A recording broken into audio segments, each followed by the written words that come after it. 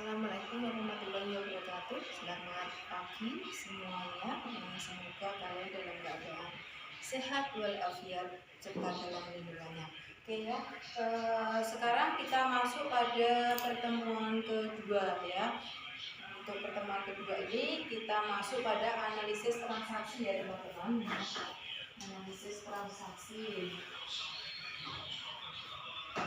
Analisis transaksi.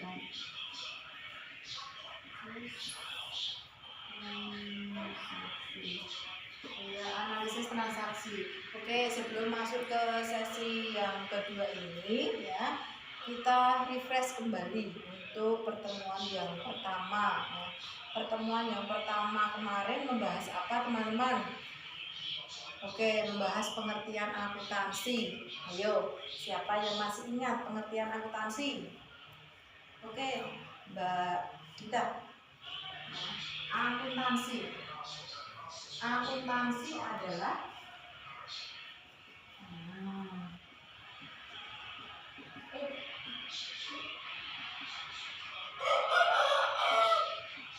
suatu pencatatan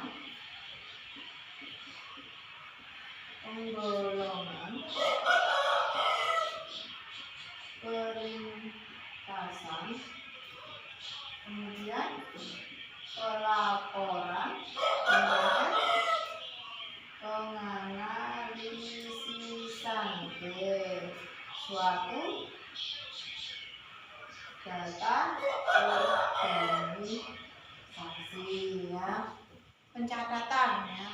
Pencatatan itu apa maksudnya? Pencatatan itu semua transaksi yang masuk dan keluar itu harus dicatat atau dibukukan, itu namanya pencatatan ya. Jadi misalkan mau membeli sesuatu ya, kemudian membayar sesuatu, entah membayar gaji atau membayar sewa, membayar listrik, itu harus dicatat, itu namanya pencatatan. Kemudian penggolongan, nah di sini ya, penggolongan di sini adalah digolongkan mana rekening real, mana rekening nominal ya. Rekening real ya, rekening real itu adalah apa? Rekening yang ada di dalam neraca. Ya, kalau rekening nominal berarti rekening yang ada di biaya dan pendapatan. Kemudian peringkasannya dari kedua tersebut ya, laporan tersebut ya, setelah dicatat tadi diringkas dimasukkan ke dalam laporan keuangan ya. Lalu setelah jadi laporan keuangan masuk pada pelaporan di sini adalah pelaporan kepada pihak eksternal dan intern ya. Untuk yang pihak intern dulu itu siapa saja? Ya, ada pemilik perusahaan ya. Kemudian ada karyawan. Kemudian ada investor. Kemudian manajemen ya. Kemudian kalau ekstern atau di luar perusahaan ya, berarti itu siapa saja? Ada pemerintah, kemudian masyarakat juga, kemudian analisis yang kalau dosen kan ada penelitian ya, itu kan menganalisis, mahasiswa pun juga, semua masyarakat umum bisa menganalisis ya, menganalisis data laporan keuangan, mau diambil untuk mengetahui tingkat profitabilitas laporan keuangan tersebut, bisa mengetahui tingkat perputaran ya, pinjaman juga bisa ya, menggunakan laporan yang sudah lengkap tersebut. Nah, ini sudah masuk ke dalam 5P tadinya. Pencatatan, penggolongan, peringkasan, pelaporan ya, analisis. Kalau sudah ya, kita masuk analisis transaksi ya. Analisis transaksi itu berarti masuk dalam alur apa? Siklus akuntansi ya. Siklus akuntansi itu apa saja? Mulai dari mana? Ya, siklus akuntansi.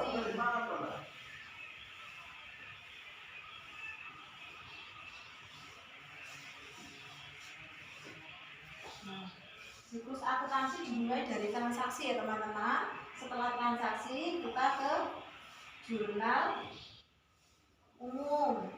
Nah, jurnal umum. Setelah ke jurnal umum, ya, kita masuk ke mana? Posting buku besar. Nah, setelah posting buku besar berarti masuk ke neraca saldo. Nah, setelah masuk ke neraca saldo, ya, di sini akan ada lagi apa?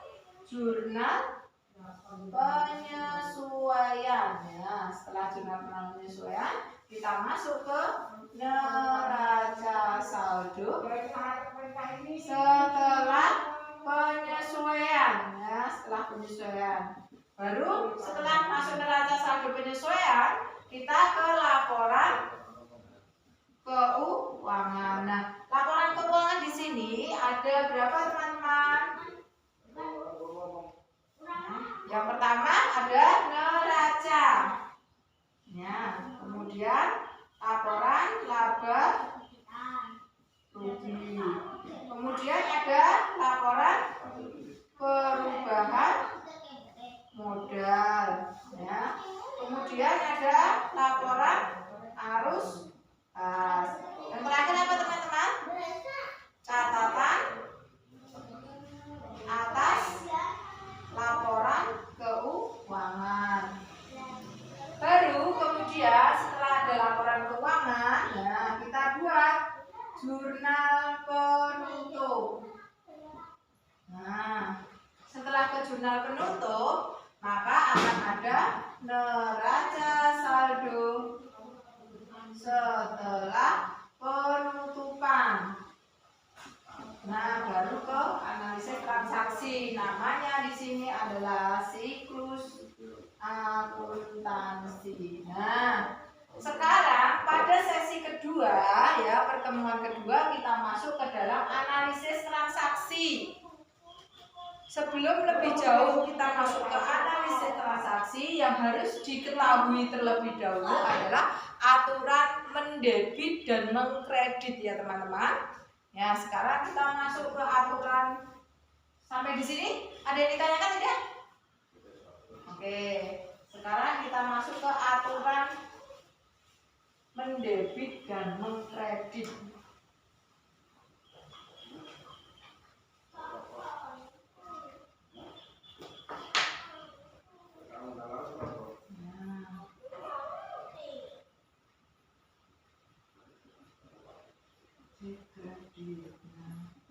Aturan debit dan kredit di sini ada unsur akun apa di dalam laporan itu? Ada aktiva dan pasiva. Kalau persamaan dasar akuntansinya adalah aktiva sama dengan pasiva. Berarti aktiva atau harta sama dengan utang plus modal. Sekarang kita masuk yang aktiva terlebih dahulu. Nah, ini yang debit, ini yang kredit. Nah, aktiva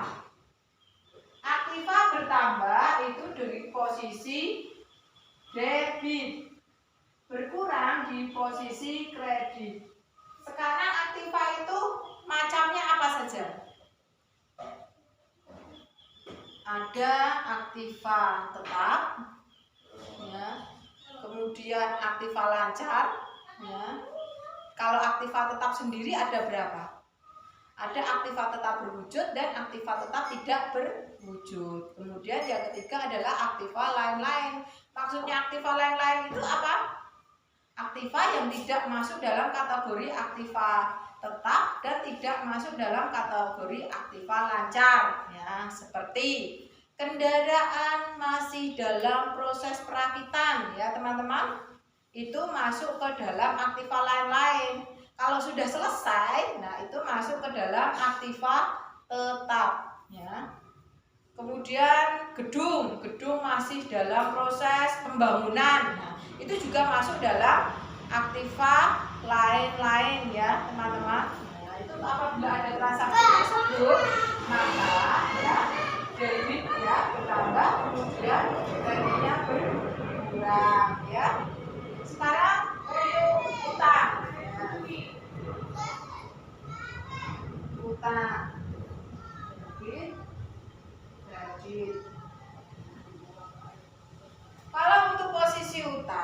itu yang bertambah apabila ada transaksi yang bertambah di sisi kredit, yang berkurang di sisi debit. Nah, kalau utang itu ada apa saja teman-teman? Ada utang jangka pendek dan utang jangka panjang. Kalau utang jangka pendek itu adalah utang yang pelunasannya tidak lebih dari 1 tahun. Tapi kalau utang jangka panjang berarti pelunasannya lebih dari 1 tahun ya teman-teman. Kemudian kita masuk ke biaya. Nah,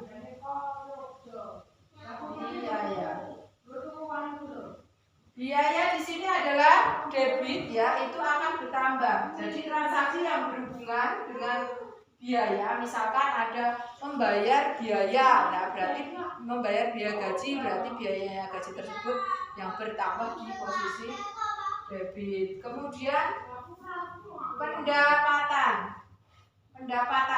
Kalau pendapatan di sini ya, ini kredit, ini debit. Kalau pendapatan itu bertambah apabila ada transaksi pendapatan yang berhubungan dengan pendapatan.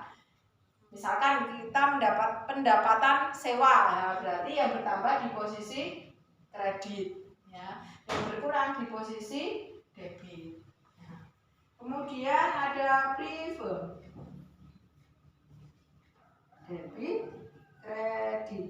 Nah, ini juga, ya, kalau bertambah transaksi tersebut berada di debit, kemudian berkurang di sisi kredit. Nah, ini diberi garis penyekat juga untuk memudahkan kalian dalam menghafal ya. Menghafal apa? Akun-akun apa saja yang tempatnya itu di debit dan di kredit apabila bertambah dan berkurang ya. Tadi yang pertama, aktiva bertambah di debit, berkurang di kredit. Kemudian utang itu bertambah di kredit, ya, berkebalikan dengan aktiva ya teman-teman, bertambah di kredit, berkurang di debit. Kemudian ada modal pun sama dengan utang ya, bertambah di kredit, berkurang di debit. Kemudian untuk biaya itu bertambah di debit, berkurang di kredit. Kalau pendapatan itu bertambah di kredit, berkurang di debit. Kemudian prefer itu bertambah di debit, berkurang di kredit. Ya, silakan untuk aturan debit dan kredit ini ya. Sampai di sini ada yang ditanyakan tidak teman-teman? Oke, cukup ya. Kalau cukup kita masuk ke transaksi seperti apa sih yang harus masuk ke dalam aturan debit dan kredit.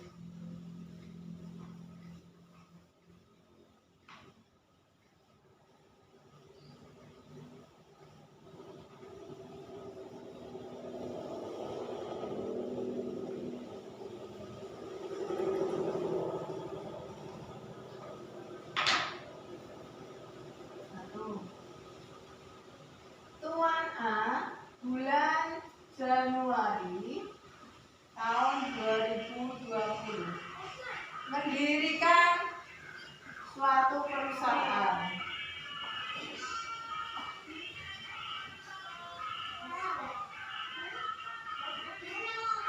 Ya. Mohon jangan berisik ya teman-teman, ya, yang belakang. Ya. Mendirikan suatu perusahaan, di sini membeli kendaraan sebesar 25 juta. Kemudian menyetor.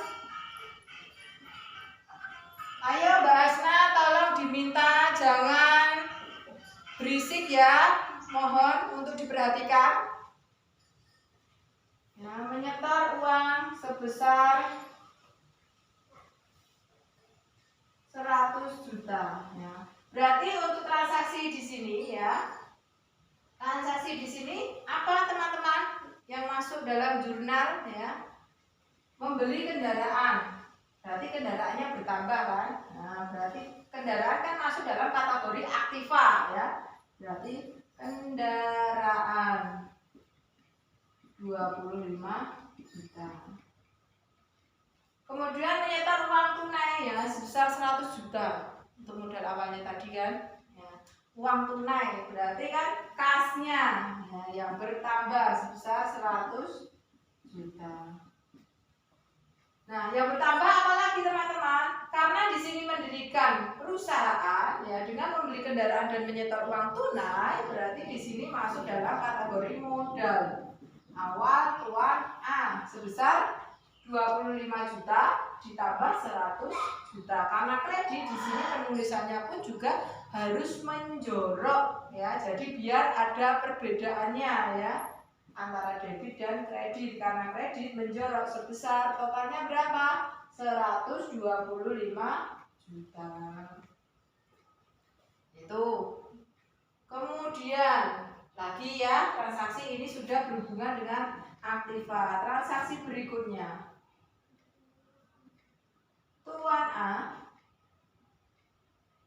membayar gaji karyawan sebesar 2 juta. Terus karena di sini ya ada pembayaran gaji karyawan ya, berarti biaya gaji tadi di awal untuk aturan debit dan kredit ada di, kalau menambah berarti ada di posisi debit. Oke, berarti masuk biaya gaji sebesar 2 juta. Karena kita ya Tuan A tersebut membayar gaji berarti mengeluarkan, berarti kasnya pun juga berkurang. Kas berkurang di mana? Oke, di kredit, berarti kasnya juga berkurang sebesar 2 juta. Oke, kemudian masuk transaksi yang ketiga. Tuan A meminjam uang di bank sebesar 75 juta. Ya, ini bulan Januari ya, pada bulan Januari. Berarti kalau meminjam uang di bank, berarti utangnya akan bertambah ya teman-teman. Kalau utang bertambah itu berarti posisinya utang itu di kredit, berarti kasnya juga bertambah di debit, berarti kas pada utang bank sebesar 75 juta.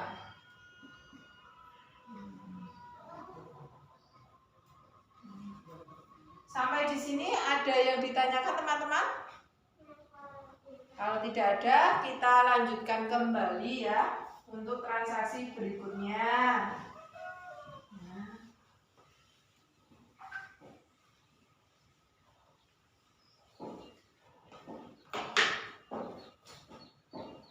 Tuan A membayar utang pada bulan Januari. Karena transaksi di sini transaksi pada bulan Februari ya. Tuan A membayar utang pada bulan Januari ya, utang bank ya, pada bulan Januari sebesar 2 juta. Bagaimana? Kalau membayar utang ya, membayar utang itu berarti yang berkurang apanya? Ya, uangnya kan berkurang, kan utangnya juga berkurang. Utang berkurang tadi di awal apa? Di debit, berarti utang bank sebesar 2 juta. Kemudian di sini kasnya 2 juta. Nah, karena kasnya berkurang ya, aktiva tadi kalau berkurang berada di posisi apa? Kredit ya. Kemudian utangnya juga berkurang di posisi debit ya, teman-teman ya. Kemudian transaksi yang kelima.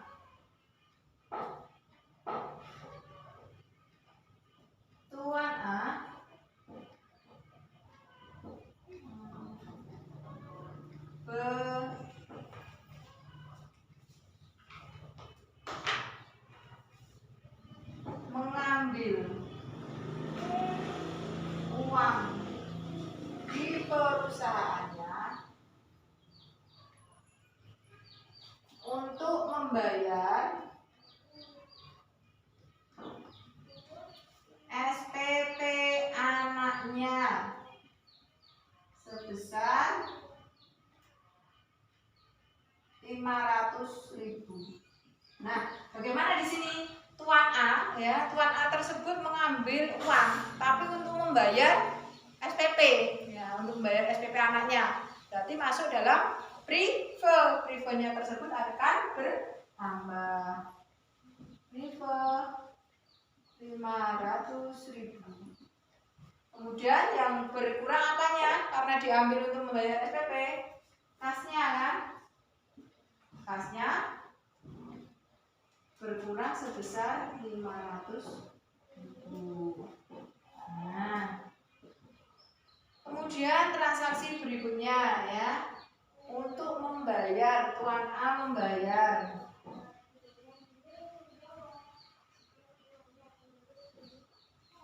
listrik, air ya, sebesar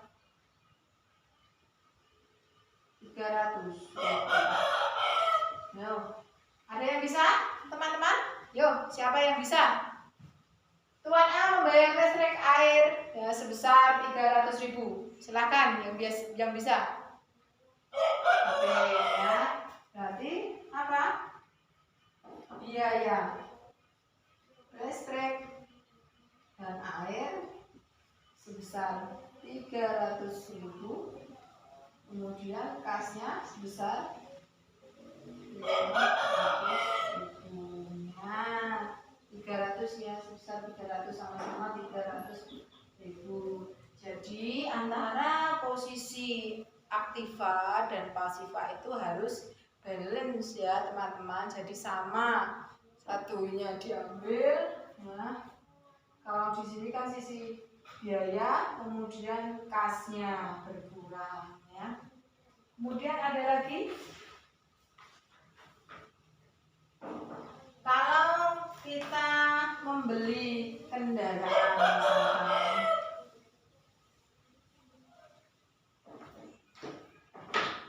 membeli ya,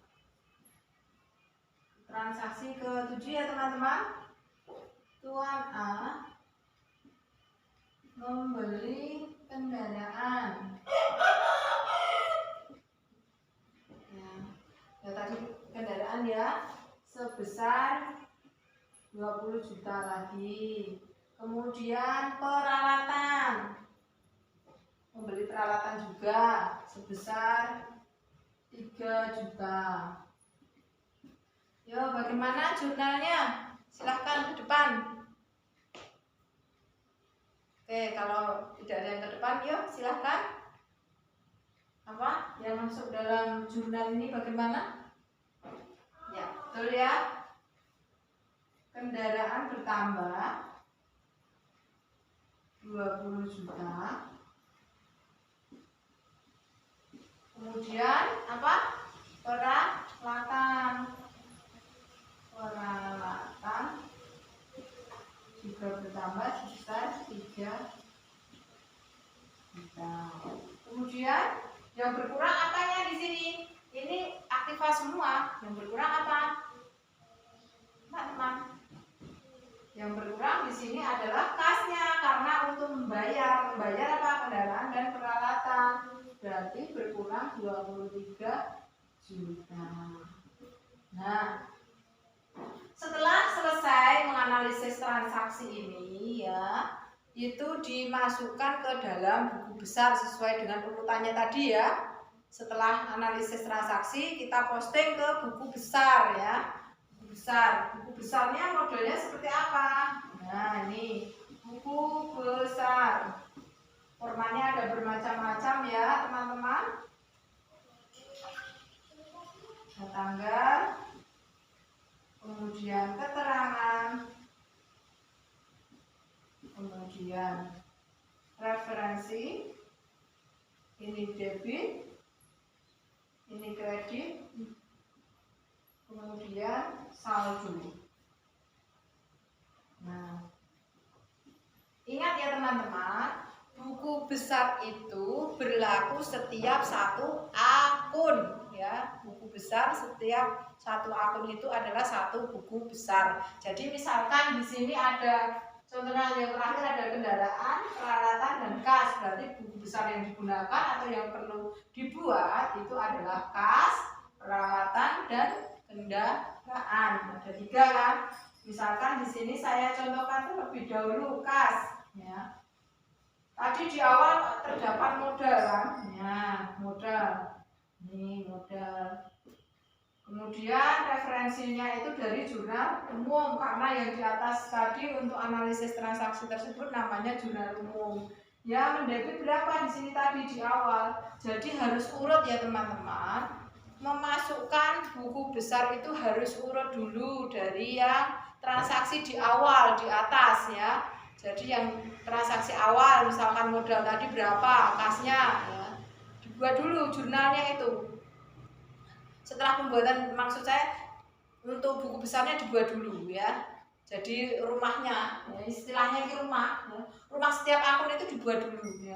Misalkan ada kas, ada perlengkapan, ada kendaraan, ada peralatan, kemudian ada modal, ada utang bank, itu dibuat semua. Ya. Satu akun satu buku besar ya teman-teman, dibuat semua. Kalau sudah kita memasukkan dari jurnal umum tadi, dimasukkan satu persatu ke rumahnya. Ya, jurnal umum langsung dimasukkan ke rumahnya masing-masing ini. Ya, baru nanti setelah selesai akan kelihatan berapa saldonya, ya teman-teman. Ya, akan terlihat saldonya. Untuk saldonya di sini nanti saldo akhir di sini ini akan digunakan sebagai dasar dalam pembuatan neraca saldo, ya. Dasar pembuatan neraca saldo dari buku besar ya. Posting ya, diposting ke buku besar tadi, jurnal ke buku besar, kemudian saldonya ke neraca ya. Sampai di sini dulu ada yang ditanyakan? Kalau tidak ada ya, untuk tugasnya teman-teman ya. Untuk tugasnya selesaikan ya halaman 85. Ada tugas halaman 85, di sana bagaimana cara menganalisis transaksinya ya. Setelah dianalisis kemudian diposting ke buku besar ya teman-teman. Untuk pengumpulan tugas maksimal 2 hari sebelum sesi ketiga minggu depan ya teman-teman. Jadi nanti kita bisa koreksi secara bersama-sama ya. Mana akun-akun yang tepat, jurnal yang tepat yang digunakan dalam jurnal kemudian buku besar tersebut. Untuk sesi minggu depan kita sudah masuk pada laporan keuangan. Ingat ya, laporan keuangan minggu depan ya. Jadi harus dipelajari tentang bagaimana untuk membuat laporan keuangan baik neraca, laporan perubahan modal, laba rugi, arus kas, kemudian catatan atas laporan keuangan ya teman-teman. Terima kasih untuk hari ini ya teman-teman. Hari ini kita sudah belajar ya mengenai bagaimana tadi ya siklus akuntansinya ya yang masuk ke dalam alurnya ya, mulai dari analisis transaksi, kemudian jurnal umum, kemudian posting buku besar ya, alurnya bagaimana, kemudian aturan debit dan kredit juga sudah kita pelajari pada hari ini ya teman-teman. Kemudian cara-cara memasukkannya ya, aturannya ya, debit dan kredit itu bagaimana juga sudah kita pelajari. Semoga dengan tugas pada halaman 85 dengan materi hari ini yang saya sampaikan, teman-teman dapat mengerjakan ya dengan benar dan tepat ya teman-teman, sehingga kita minggu depan bisa mengkoreksi bersama-sama ya. Saya kira itu ya teman-teman untuk perkuliahan pada sesi hari ini ya. Apabila ada salah kata dari saya mohon maaf yang sebesar-besarnya. Assalamualaikum warahmatullahi wabarakatuh. Terima kasih semuanya.